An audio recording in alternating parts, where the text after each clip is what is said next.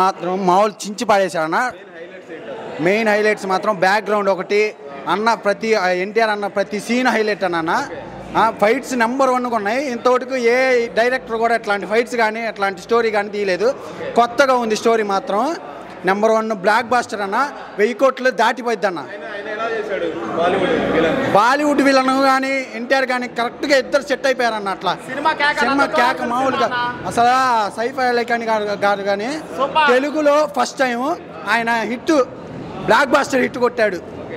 అంతకుముందు ఆదిపురుషు తీశాడు కాబట్టి ఆయన విలన్ చేసినా కానీ అంత లేదు. ఫస్ట్ హాఫ్ స్టోరీ అంటే ఆయన ఎన్టీఆర్ గారు ఒక మంచి నడవడిలోకి తీసుకురావడానికి చూస్తాడు జనాల్ని. అయితే సైఫ్ అలీ ఖాన్ గారు వేరే దొంగ చాటుగా ఆ దొంగతనాలు చేయటం అది నచ్చదు ఎన్టీఆర్ అన్నకి. అది నచ్చక కొంచెం వాళ్ళకి వెళ్ళి తిరగబడతా ఉంటాడు. అది వాళ్ళకి నచ్చదు. అక్కడ ఇది బాగుందన్న. నెంబర్ 1 బ్లాక్ బాస్టర్ హిట్ అన్న. చూడవలసిన ఫ్యామిలీ అందరూ కలిసి వచ్చి చూడవలసిన సినిమా అన్న. సినిమా మొత్తం హైలైట్ అన్న. 3 ఫైట్లు కేక, అందరు చూడాల్సిన సినిమా. పక్కా అన్న 1000 కోట్లు పక్కా సూపర్. నేను పక్కా అల్లు అర్జున్ ఫ్యాన్ కావద్దు. ఎన్టీఆర్ సినిమా పక్కా సూపర్.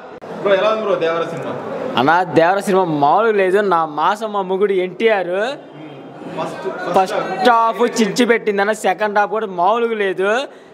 బాహుబలి రికార్డు కొడుతుంది. 1000 కోట్లు పైగా వస్తుంది.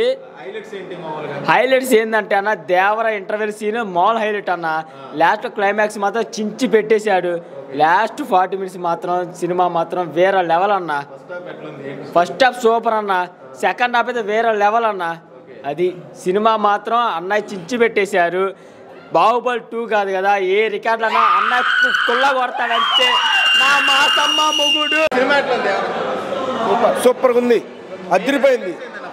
ఫైట్స్, ఎన్టీఆర్ యాక్షన్, ఇంట్రడక్షన్, మాకు తండ్రిని మ్యూజిక్, బ్యాక్గ్రౌండ్ మ్యూజిక్